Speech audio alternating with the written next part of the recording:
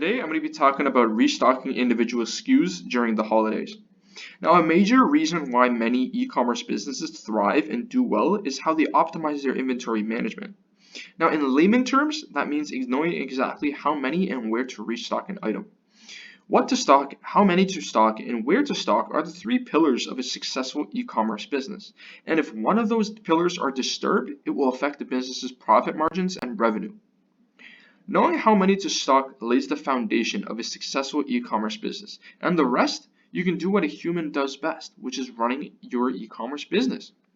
You can let the AI do the heavy lifting of how much to restock, where to restock, etc. Here, I will show you how the AI tells you how much to restock during the holidays.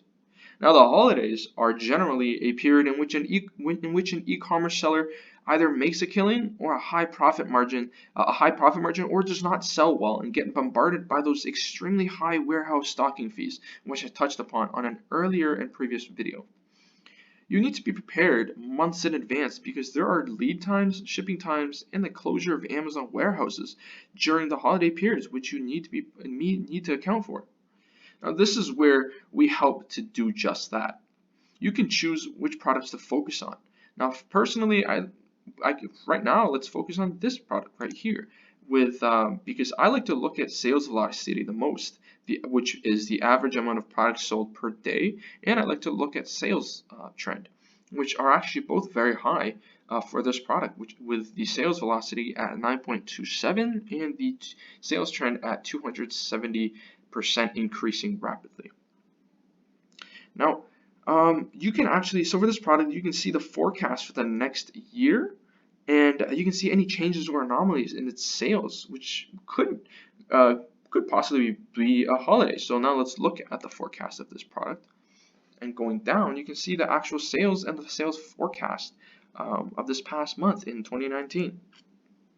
Now, but what I'm interested in is, you can actually change the date range, is I'm interested in October 1st to about January 15th, which you can actually see the sales forecast because we're not at January 15th or October 1st, 2019 to 2020 yet. Maybe you see this video then, but currently it is not October 2019 yet. So this is the sales forecast, and as you can see, the worst days are going down Boxing Day, and as well as January 1st, which is New Year's Day. So these two are the worst days performing days.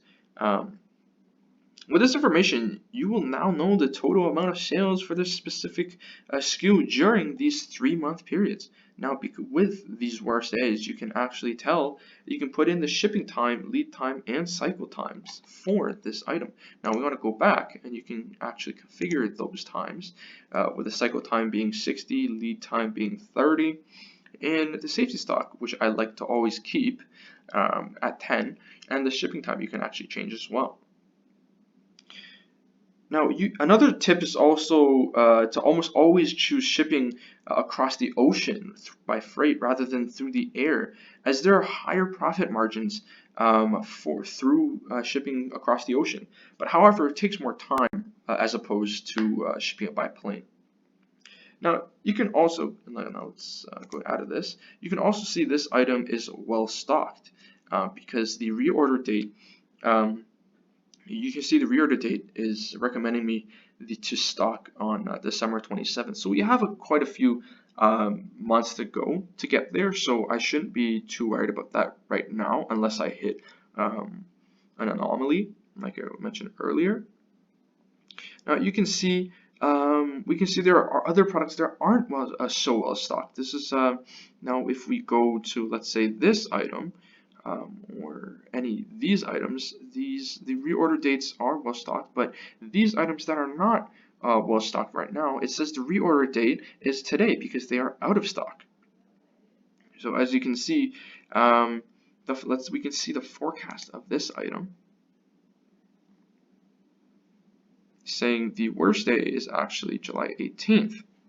Now if we go out, and you can see these other items, these products need more immediate restocks. Like as of today because they are all out of stock.